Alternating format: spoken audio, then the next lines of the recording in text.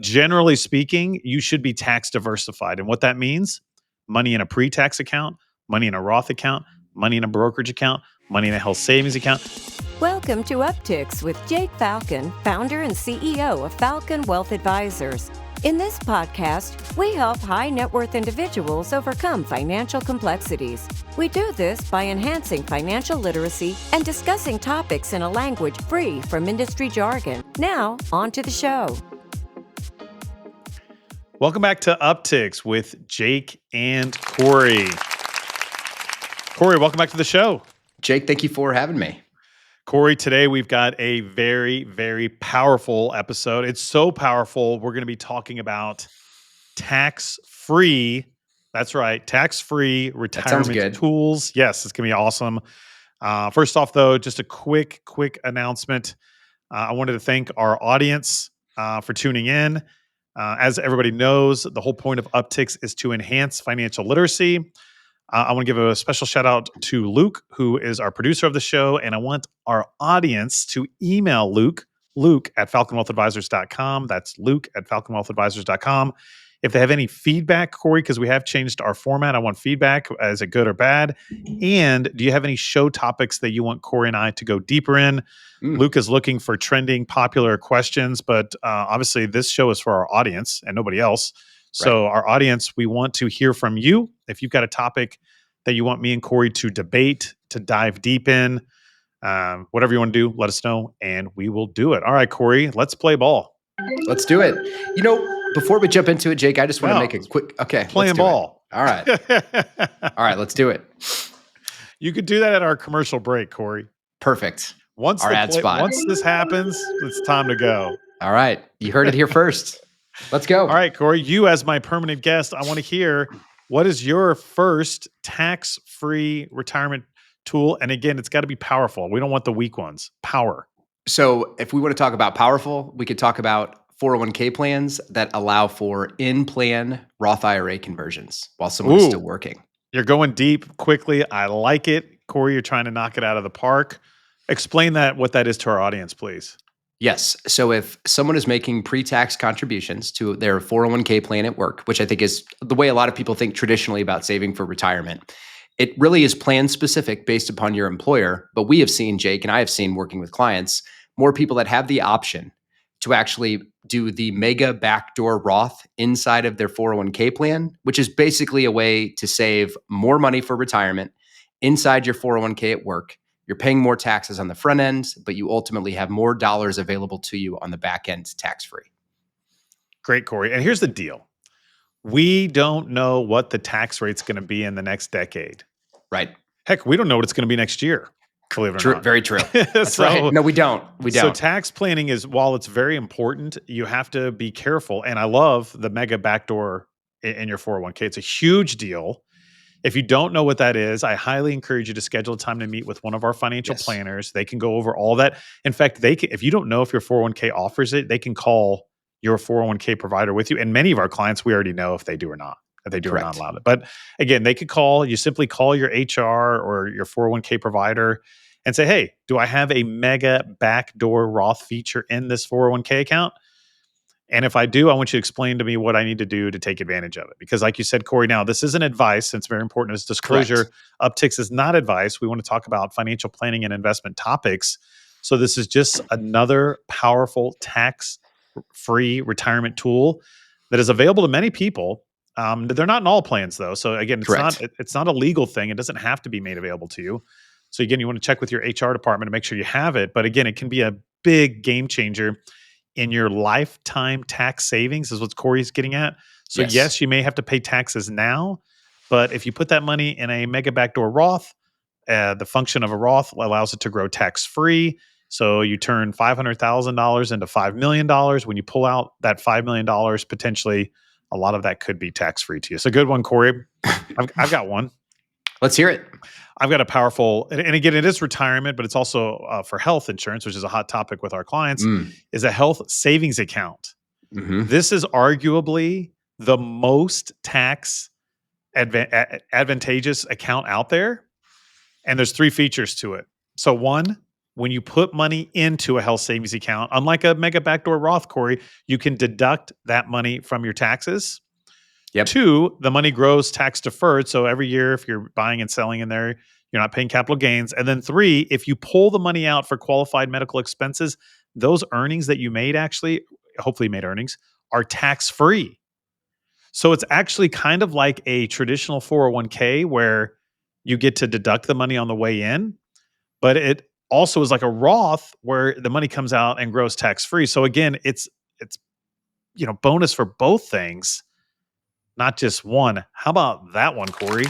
That's let's just we'll double click, right? That's the expression. So let's go let's go a little bit further into that, Jake, though, the HSA for a moment, because like the backdoor Roth, the Mega Backdoor Roth through a 401k is something we talked about. But the HSA, obviously there are some qualifiers for people of whether or not they're qualified to make contributions in the first place.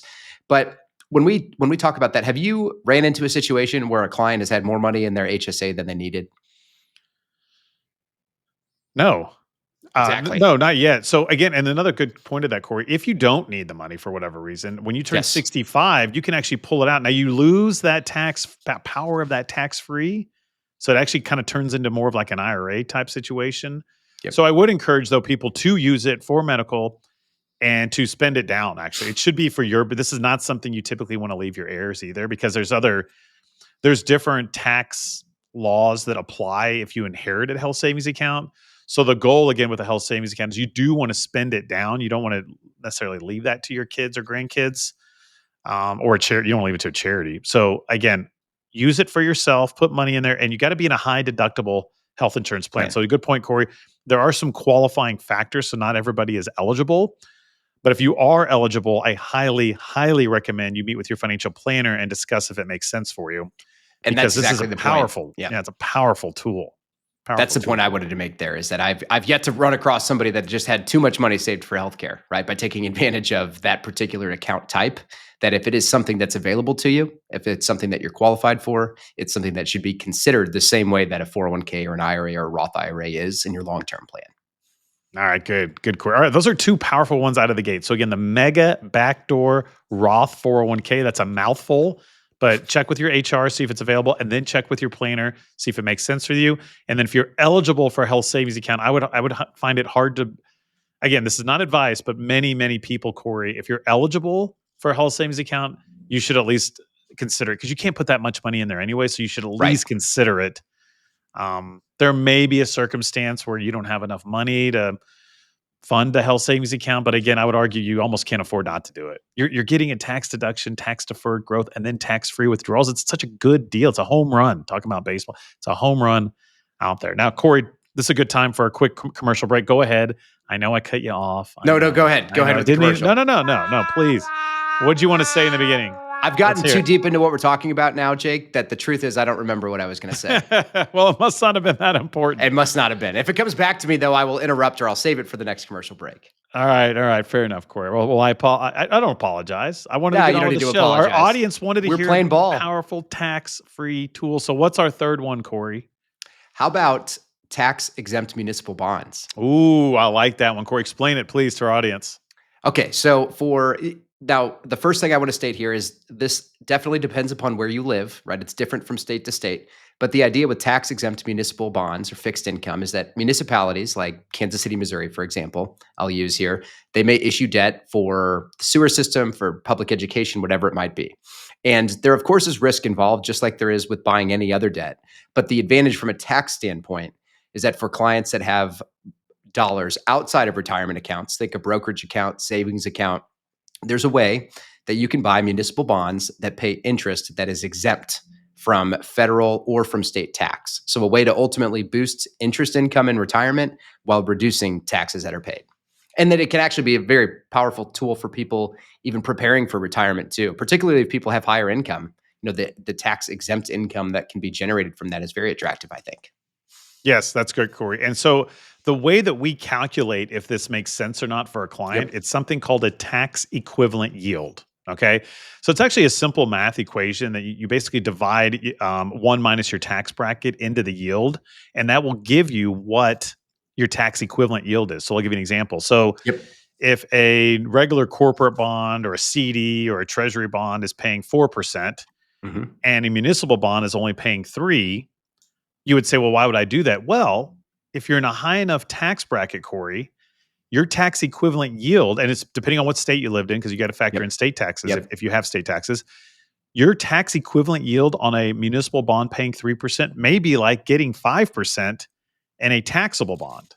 Right. And so in that circumstance, we would highly encourage a client to look at a municipal bond. And again, this is not in your IRA. This is not in a Roth. Correct. This is not in your health savings account. You're talking about a trust, a brokerage account, money that you have in savings that you want to invest in something better than your money market. So again, municipal bonds, there is risk, right? Because again, they can default, right? So they're not risk free. So you want to make sure you understand what you're investing in. Like you wouldn't want to buy one. I mean, it depends on the risk. Like, right, a municipality might issue a bond for a casino, right? And that might pay you more interest. It might pay you 4% tax free, but there's a higher likelihood that bond may default if the township doesn't go to the casino. And casinos seem to make a lot of money. But again, I'm not recommending a casino as an investment. Right. I'm just saying like it could default. Just like a sewer system is less likely to default, but it could. Another example of a risky one would be a stadium, right? For a major league sports team. So again, tax-free municipal bonds. When interest rates were low, they weren't as hot of a topic, but they've emerged, Cory. And I think there's more opportunity right now out there. And today's interest rate, and I'm talking about this in May of 2025, like of today's interest rate environment, there's definitely more opportunity. But again, you want to meet with your financial planner. They can calculate your tax equivalent yield right there for you on the fly. Yep. Like it's an easy formula. Like again, these guys know how to do it. Like we've trained our team how to do this. They can figure it out and they say, okay, well, this municipal bond is yielding this. Your tax equivalent yield is this. So therefore this makes sense. So does it make sense, Cory, for somebody in a low tax bracket typically? Right. These are for people in higher tax brackets. And to be fair, you could be in a very high tax bracket in retirement. Absolutely. A lot of our clients are. And so so if there's 2 pensions for a couple and 2 Social Security incomes before you're touching any IRA dollars, yes, you're trying to navigate the tax landscape. Yeah. So that's a good one is that, municipal bonds. I like it, Cory. Good one. All right. I got another one for you. All right, let's hear it. I got, you kind of jumped right over this and you went more sophisticated on me, but just the plain old Roth IRA. Let's not forget about Mr. Roth IRA, who I believe was invented in the late 90s. So a lot of our clients were investing in the 70s and 80s and 90s. So they don't have as much money in a Roth IRA. But what's great about Roth IRAs is there's certain criteria required for you to be able to contribute. One of the big ones is you have to have earned income. So you have to have like active employment income, and you have to be below a certain tax bracket or earned wages. Yep. But if you don't qualify that way, you actually can move money from an IRA into a Roth IRA, and that's called a Roth IRA conversion. So again, what the key component of why a lot of our clients are right now flocking to get money into, how about a bird reference from Falcon? Flocking to get money into the Roth IRAs, Cory, is because those Roth IRAs don't have required minimum distributions when you're in your 70s. And the money grows tax-free, and your heirs, they inherit that money tax-free. So we see many of our clients, Cory, that I meet with are using it to set up their kids to not have to pay taxes on their inheritance. How are you seeing people using Roth IRAs, whether contributing or converting? Yeah, a lot more of the same. I think clients that are thinking about converting pre-tax assets to Roth recognize in their that's not a trigger in the short term that's going to drastically change what their financial plan looks like, because you're actually prepaying taxes, right, when you're doing a conversion, for example. But when you look at those Roth dollars, the fact that they can go to heirs tax-free, and the fact that somebody can make contributions to a Roth account or do a Roth conversion right now at, say, 60 years old, but that could be a bucket of money that could be much larger 10 or 20 years from now that's available tax-free, all kinds of benefits there. But I do think a lot of people think about the conversions, particularly in retirement, as assets that they're effectively prepaying the taxes on for their beneficiaries. Right. And this is not, by the way, this is not something your advisor should be ballparking. We actually use, Cory, tax planning software that's calibrated to determine how much money a client should consider converting to a Roth IRA. Now, compliance will love this. I would still want you to check that with your accountant or your CPA because this is not tax advice. Right. However, you know what I see a lot of advisors just ballpark it. They don't have the software to run the analysis. So our software will take a full analysis of your prior year's tax return, right? So they'll look at your 2024 tax return to know where you stand. And then our financial planners can put all the 2025's information in a what if scenario. And that can help us determine how much you should consider converting. And the key Yes. here, Cory, it's a year by year conversation. Like I can't just tell a client, oh, convert 25,000 a year for the next 5 years. I can't tell them that. Right. It literally needs to be reviewed, analyzed, and discussed every single year. Every year. And you know what's great? Cory, that's why we have 4 financial planners. Exactly. So that they can have these tax planning conversations. They can run a full analysis, and then they can help the client say, hey, Cory, you're in the 22% bracket. To keep you in that bracket, you can convert $18,743 or whatever. That's and right. They usually will leave a little cushion. And again, you want to run this by your CPA. Let your CPA know, hey, I'm doing a Roth conversion. How's this sound to you? Run it by them. And that's how we work with other professionals. And it's actually good that we work with an outside professional so that you get another perspective, another set of eyes, another set of ears, all that working on for your behalf. But again, these Roth conversions are a big deal, but it's something that needs to be discussed every single year. That's right. And recognize, though, that it's not something to ballpark. And your CPA will appreciate that too, if it wasn't just a ballparked number. But I think, Jake, to your point, and what we do here at Falcon Wealth Advisors, we have the team that has the credentials and the knowledge. We have the tools available to us with our tax planning and financial planning software. We tell all of our clients this, like, we want them to take full advantage of this because it can make all of the difference for someone in retirement. Yes, agreed. Speaking of that, Cory, it's a good time for our commercial break. So quick commercial here. Thank you to all of our listeners and our subscribers. Again, Upticks is all here to enhance financial literacy. So if you're watching this on YouTube, please give us a thumbs up or a 5-star review. Please send the feedback to Luke. We love feedback. Cory and I, we've got thick skin. We've been doing this a long time. So again, Cory, we're coming up on 350 some episodes. So again, we love recording Upticks. We just want to make it better for our audience. So thank you so much.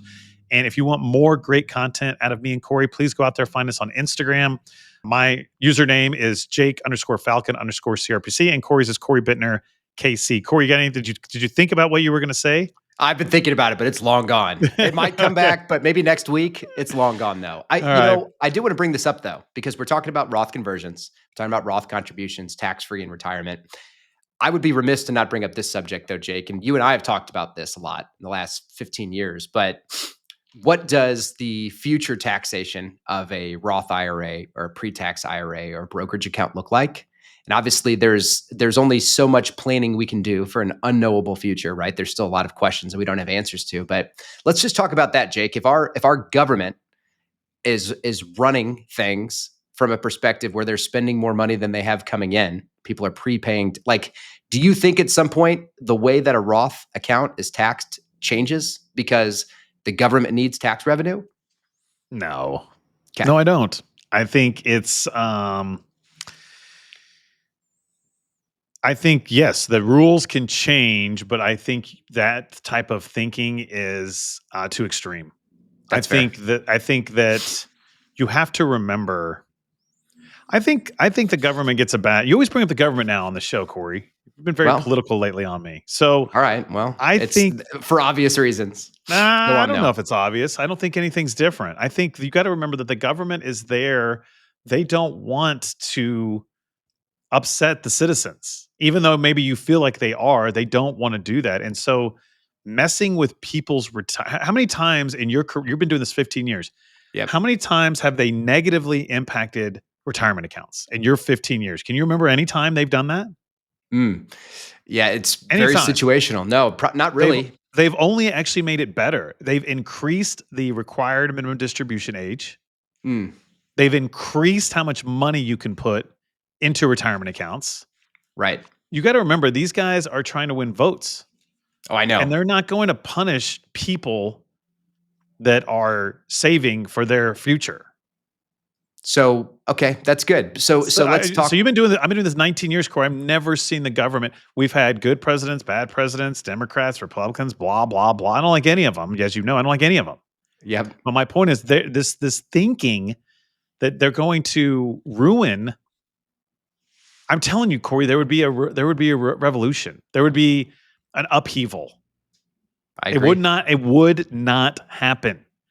And your whole thinking lately, I'm partially responsible because I asked you to read that book 1984, and I think that's right. You got Big Brother on your brain. That's right. Wash that away, Cory. That book was written 70 years ago, 80 years ago. Mm-hmm. So here's a question though. So if somebody was starting because of you talked earlier about when the Roth IRA came into existence. I mean, if somebody's child or grandchild is starting in the workforce today, if it made sense in their situation, would they want to save any money before taxes? Yes. That's the same thing as I tell people not to put all their money in one stock. Right. I'm glad you brought that up. And maybe you were teeing me up. Maybe you're teeing me up, Cory. Let's hear what you got. So yes, Cory's talking about tax diversification. So yes, just like we don't recommend putting all your eggs in one basket from an investment or an asset allocation standpoint, we don't recommend loading all up in a tax situation. So yes, you should be putting money in pre-tax. Well, again, this is not advice, but generally speaking, you should be tax diversified. And what that means, money in a pre-tax account, money in a Roth account, money in a brokerage account, money in a health savings account. And we didn't even bring up, Cory, I got another one. Let's bring that up. Donor advised funds. Now, again, I consider that a retirement tool if two circumstances have to play a role here. If you're charitably inclined before retirement and if you're charitably inclined after retirement and you have a tax issue. So, that's good. So again, these types of accounts, Cory, you can put money or even appreciated stock into a fund and potentially get to write off that portion of that contribution in that year, but you don't actually have to give the money to charity anytime. So you get to lower your taxable income in a specific year, invest the money, let it grow, and then whatever you dish out to the charity, if you made any money on those investments, that would come out tax-free. So this is an irrevocable gift, though, so it's not like you can't get the money back when you do this. So you have to be very careful with what you're doing here. You have to have a charitable plan. Meet with your CPA, meet with your financial planners, and we can do all those things. We can do the charitable planning, by the way. That's us. That's what we do. But that's another type of powerful, Cory, very powerful tax. I saw clients load up on these things as they were getting big bonuses and getting ready to retire to really lower their tax burden in specific years and be very specific about it. Now they're retired and they get this great pot of money that if they do want to write a check to their church or their favorite charity, they have the money already allocated. We planned for it. It's charitable planning. Right. That's what we do here. So yeah, exactly. And I think to really take that and everything else that we were just talking about, Jake, and to bring it all back home here, the tax diversification, I think, that you've talked about is very important. But to recognize that tax laws and retirement account rules, et cetera, change. And that's actually the reason for planning and being proactive in planning and making adjustments along the way, as opposed to just putting, something together and putting it on the shelf. But to recognize that as things change, we will need to adapt and adjust along the way. But there is a very, in being proactive from a tax standpoint, it can make all of the difference for someone in retirement. Because I've seen it, Jake, you've seen it too, where people can control their taxable income. They can control what their healthcare expenses look like. They can control what they're paying in taxes and what their beneficiaries pay. All of this can be accomplished through proactive planning, but recognizing though that just because things will be different in the future than they are today, I think, Jake, is not the reason to just throw your planning aside in the first place. It's actually that much more reason that it's that much more important. Yeah, that's really good, Cory. Yes, we plan because we can't predict. Exactly. That's why we plan. Like the minute a client leaves our office, that plan is already dated and old. Right. That's why we like to review and update it. But you're 100% right. We don't know what the tax code. And yes, there may be some conspiracy theorists out there, or maybe people don't like or trust the government and they think it's going to change. I think that's a little irrational. I think it could happen, but that's another reason that because again, I don't know. I don't know if that would happen. And so that's why we do tax diversification. That's why we do investment diversification, right? Because we don't know. And we want to plan. We want to plan for that way we can take the changes as they come. That's why, Cory, we have different types of stocks and accounts, right? And different types of bonds and maybe municipal bonds for the right people. And so, because again, we're trying to be diversified and roll with that and make the plan. When you do proper diversification, you decrease variability. And that's what's important. If you can think about it, like that's good. I don't know what's a good analogy. I guess if you if you only ate one kind of food, let's say you only ate meat. Okay. Again, this is not medical advice. So go talk to your dietitian. To be clear, right. If you only ate meat, yes, and you didn't ever get fruits or vegetables or anything else, like I would argue that your body would probably respond accordingly, and it might not be the healthiest thing for you. You'd be taking actually more risk versus eating what they say is a balanced diet, and you get fruits and vegetables and drink lots of water and get some protein, right? Then you're going to have a much more balanced. I would expect your internal ecosystem would be much more balanced than someone that just ate meat. So again, that's what we're talking about with your financial plan. Let's be balanced. Let's diversify. Let's do tax planning, asset allocation. All those things all make up a good. And that's why people hire us, Cory, because it's hard. Right. It's really hard to do this. Like it is. You and I probably think it's and I do think it's easy because I've been doing this almost 20 years. Yes. But if I wasn't in this business every day, it's very daunting. Like and I don't want to discount that. Like, and no one should be ashamed that they don't. We have some extremely intelligent clients, of course, who still don't want to do this, or they're wise enough to know they can't. And so we literally, Cory, have hired a team of people around us. We have 2 chartered financial analysts. We have 2 certified financial planners. Like, and then let's not discount our account managers. Like, we have a lot of people that are dedicated to all working for our clients. And you know what? In the end, Cory, still none of us knows what's going to happen. That's right. None of us do. That's right. You got another tax-free. I got another one if you don't have one. Did you run out of ideas? I got another one. No, I've got one more actually that I wanted to get your take on, Jake, which is for people that want to use insurance or life insurance as a vehicle to generate tax-free income. Let's talk about that. Yeah, so you're right. I mean, if you've got, let's give an example. Yep. Let's say you've got $1 million in a pre-tax IRA with us, Falcon Wealth Advisors. And you don't want to convert it because you don't want to pay the taxes. You're like, that's my kid's problem. And that's very, I mean that seriously. Seriously. I know what you mean. Problem. A lot of people say that.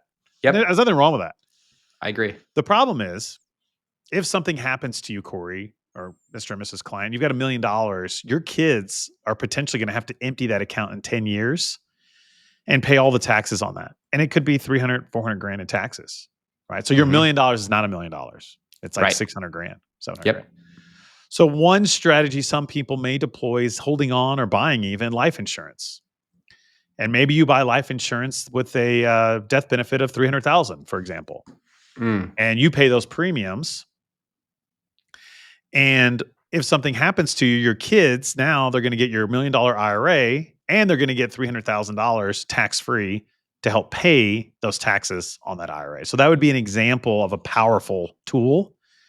But don't be fooled. Life insurance is not cheap and it's not free. And the older you are, the more expensive it is. So we don't like to lead with life insurance, but we would be unprofessional, Cory, if we didn't bring it up.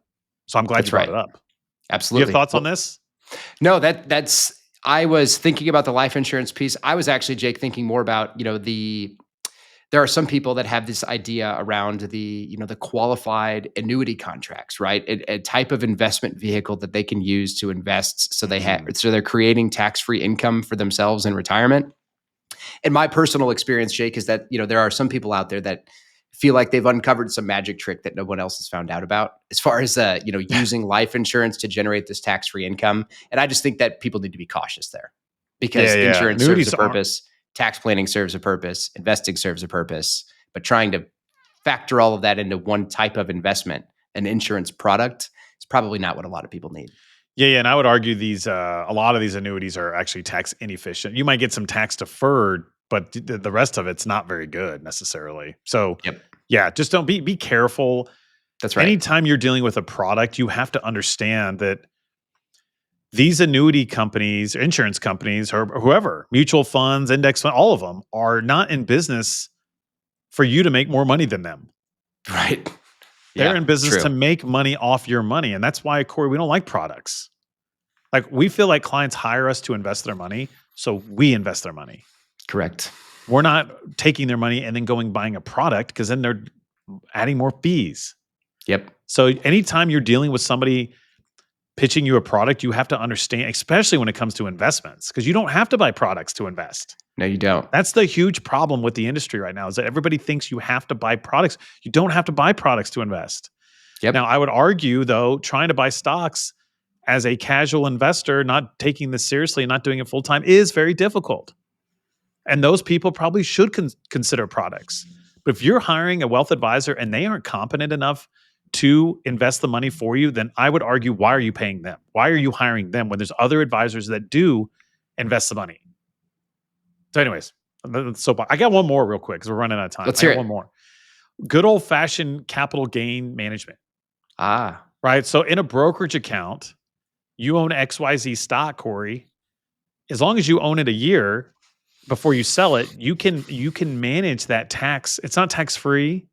Actually, if you're in a low enough bracket, your capital gains actually could be tax-free. So again, I just want you to understand, I love brokerage accounts. I tell my younger clients, like, build up money in that brokerage account, because my clients that are retired that have money in the brokerage accounts, Cory, and I hope you feel the same way. Yep. They are set up so much better than people that have it all in an IRA. And I don't want to fault those people that have it all in an IRA, but when you have $1 million in an IRA, $1 million in a Roth, and $1 million in a brokerage, that's a pretty sweet setup. I'll just tell you, from me having literally thousands of meetings. I've had thousands of meetings. When I meet with somebody and they've got a lot of money in a brokerage, because we can control everything then. We can control when we realize taxes, right? Yep. We can control what we buy and sell. And so I like the flexibility of a brokerage account. And I think the variability that you talked about earlier from a diversification standpoint, right? We don't know what's going to happen, but the reality is, if you're setting yourself up to give yourself options, those options are going to present more planning opportunities in the future. Got it. Good. Cory, any personal final? And again, I wanted to get into today's powerful topic, Cory. That's good. No, whatever my topic was, it was long gone. Thank you for letting me cut you off, Cory. Shame on me. You got anything personal you want to share before we kick it off? Or land this plane? Actually, yes. Two quick things. One, thank you. Just a quick shout out to my wife. Actually, Jake, we just celebrated her first Mother's Day, which was a lot of fun. First Mother's Day, I guess, with the baby actually being born, as opposed to Cassie being 8 months pregnant last year. Yeah, you're not a mom, right? Well, I don't want to get into that. Maybe we don't want to go there. We don't want to go there. But anyway, celebrated the first Mother's Day, and actually, we are getting ready to take our daughter Daisy. She's almost 1 now, on her first airplane trip. We're going to Chicago Memorial Day weekend to go see my brother. Nice, Cory. All right. Yeah. Well, good luck with that. Thank you. Is she going to be the screaming baby that everyone gets annoyed by? We're going to find out. But the good news is, it's a short flight. Chicago's a short flight. And you're sitting in first class, I hope? We are. Yeah. So they'll be fine. Sorry, first class with my baby. Yeah, that's right. Good for you. That's right. She's going to be traveling in style. How about that? She should be. But now you're setting the bar really high. Daisy's going to expect first class every time. Well, this one she's not going to remember in all likelihood. So don't take a picture. True. Don't take a picture then. That's true. I'll take one from the back of the cabin. Like, this was your first flight. That's right.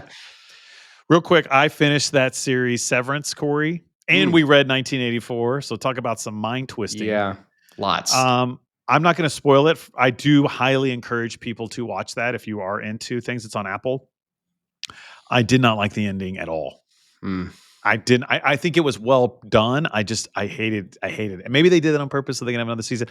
Still to this day, I give the most credit to Queen's Gambit. If anyone hasn't watched that one, I think that one's on Netflix, isn't it? Mm-hmm. I think so. Queen's Gambit was either 1 and done or 2 and done, but they finished it. I have a pet peeve with these series that go on and on and on and on. Like, I loved Billions on Showtime, but it went on and on. I don't like that. Yeah. Severance should have ended. And you gave me a good point. They arguably could have ended right there. Rachel didn't even watch it because she's like, Jake, I watched that 3 years ago. She's moved on. She didn't even watch the second season because she's like, saw that 3 years ago. I'm over it. I think she wants to watch it, but she just is like, I need a recap. It's been a long time. See, that's how I get. I'm with Rachel on that. So it was well done, though. I'm not going to lie. It was well done. I didn't like the ending.